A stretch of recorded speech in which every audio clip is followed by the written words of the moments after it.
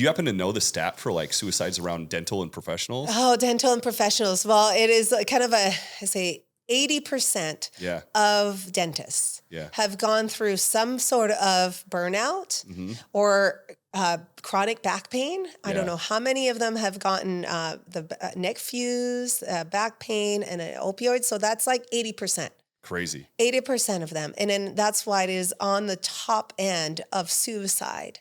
Right. And so I got so curious as to why, because you know what interesting happened after my husband passed? It was such a ripple, a shock in the dental community. Yeah. But then something interesting happened. Then dentists started reaching out to me and then sharing their stories, sharing their close call. Yeah. And now, still to this day, I probably get a text message or a call that we've lost another dentist to suicide. Wow. So it's there, and I think I'm starting to get to the whys.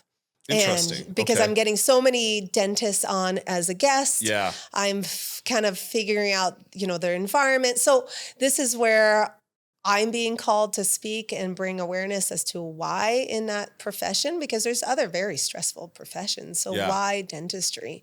And so why do you think, what's your current hypothesis? Okay, well, I do feel they go into dental school and it's hard. Yeah. It's going to be extremely hard. There's heavy weight. And they're like, okay, they finally graduate and they're like, whew, relieved. Yeah. Perfect. I'll hit the ground running. Now the world's my oyster. Yeah. Yes. And I'll start making the income. But no, you start off and you have $500,000 in debt. Yeah. And then not only that, I know for a fact, because we had a lot of associates that were right out of school. Yeah. Scott had to loan them loans because insurance-wise, you don't get paid right away as a dentist. Yeah. It takes months. Yeah. And to build the clientele, now you have to build trust with your patient. So you got to build, production, and it becomes such a production thing. Yeah. And not so much treating the patient as a whole. So then there's just that constant pressure and precision. They are all very much, as a dentist, perfectionists. Mm-hmm.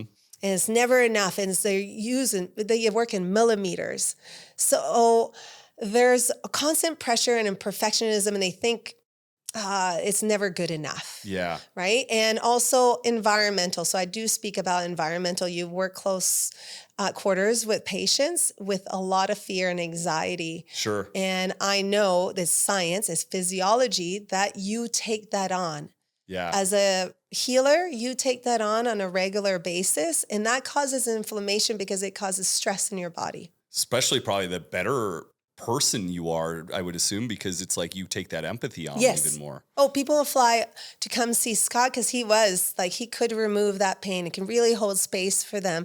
But over time, if you're always in that state, the whole office is in that fight and flight. Like my husband I don't see that regularly. I still work as a dental hygienist. He had 3 columns of patients. So he would see about, 40, 50 patients a day plus 3 hygiene. So it's like, go, go, go, go, go, go. Wow. You barely have time to eat. So you're in constant state of fight and flight. Well, what happens when you're in constant state of fight and flight? Your blood vessels constrict. Yeah. The oxygen flow to your body, to your cells, decreases. But only that, in your gut, what happens is that your body kind of stops digesting and all that, taking on nutrients. Yep. So if you're in a constant state, you work 5-6 days a week. Yep. And their patient is in fight and flight. So you're constantly in that energetic state, in sympathetic. Well, over time, inflammation. Dentist is number 1 suicide profession, right? Yes, it is. It is. And I think the inflammation, and not only that, I know this is kind of taboo, call it what it is.